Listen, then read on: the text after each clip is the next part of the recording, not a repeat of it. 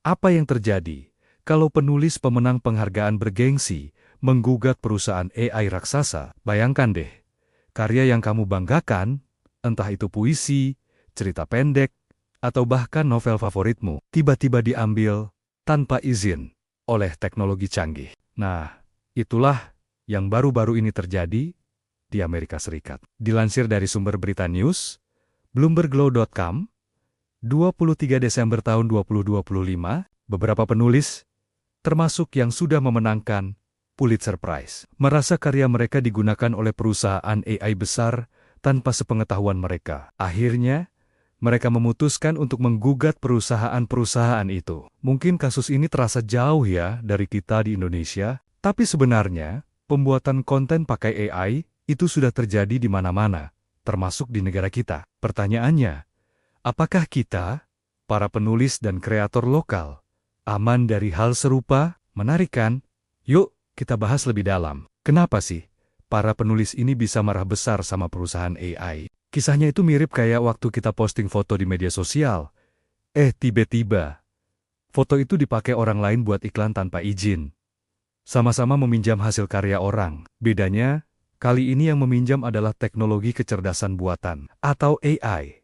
Sistem yang bisa bikin chatbot, nulis artikel otomatis, bahkan bikin gambar cuma dari perintah singkat. Banyak perusahaan top dunia seperti OpenAI dan Microsoft yang dituding melatih teknologi AI, mereka pakai tulisan para penulis, tanpa izin. Ya wajar saja mereka merasa haknya dilanggar. Ini masuk ke ranah pelanggaran hak cipta. Pelanggaran hak cipta itu, intinya adalah penggunaan karya orang lain tanpa izin dari pemiliknya. Contohnya banyak, mulai dari bajak software, download lagu atau film ilegal, plagiarisme, sampai pakai gambar orang di website kita tanpa izin. Aktivitas ini bukan cuma merugikan si pencipta secara ekonomi dan moral, tapi juga bisa kena sanksi hukum loh. Terus, bagaimana AI bekerja? Dan kenapa ini jadi masalah? AI, seperti ChatGPT dari OpenAI, itu belajar dari jutaan tulisan yang ada di internet. Semuanya dikumpulkan supaya AI bisa menjawab pertanyaan atau menulis layaknya manusia. Nah, proses pelatihan AI inilah yang diprotes para penulis. Mereka khawatir karya mereka dipakai untuk mengajari AI, tanpa mereka tahu apalagi setuju. Pernah kepikiran nggak, kenapa AI sekarang bisa menulis dengan gaya yang mirip banget sama manusia? Ya, karena dia belajar dari banyak contoh tulisan yang sebenarnya milik orang-orang seperti kita. Lalu, apa dampaknya buat penulis di Indonesia? Pertama, konten asli kita bisa diambil tanpa izin dan dipakai oleh AI raksasa. Kedua, keuntungan ekonomis bisa lepas dari tangan kreator aslinya. Dan yang paling mengkhawatirkan, karya sastra dan budaya lokal kita jadi rentan diambil tanpa ada pengakuan sama sekali. Apakah ini berarti AI nggak ada gunanya?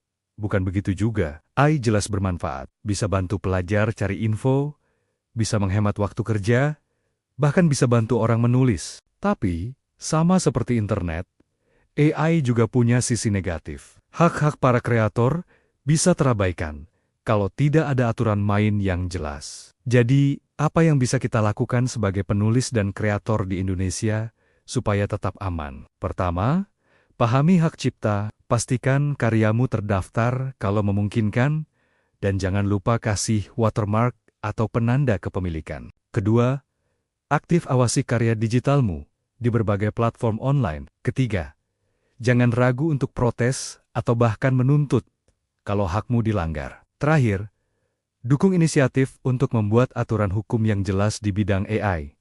Kasus penulis pemenang Pulitzer melawan perusahaan AI ini jadi pelajaran penting untuk kita semua. Kalau dibiarkan, bukan tidak mungkin penciptaan budaya dan serita-serita lokal kita bisa terancam. Sudah saatnya para penulis Indonesia melek digital dan paham risiko dari kehadiran kecerdasan buatan di dunia kreatif. Jadi, apakah kamu sudah siap melindungi karyamu di era AI, atau justru melihat ini sebagai peluang baru untuk berkolaborasi? Yang pasti, jangan sampai karya kita cuma jadi bahan bakar untuk AI tanpa ada pengakuan, apalagi imbalan yang semestinya. Teknologi akan terus berkembang, dan AI sudah jadi bagian dari hidup kita. Meski banyak manfaatnya, risiko pencurian karya dan pelanggaran hak cipta akan selalu ada kalau kita lengah. Inilah saatnya para pelaku kreatif di Indonesia bersatu, saling berbagi info, memahami aturan, dan pastinya tetap kreatif di tengah gempuran teknologi.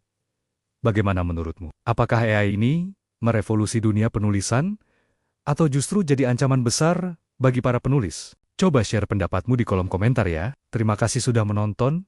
Jangan lupa like, subscribe, dan sampai jumpa di video berikutnya.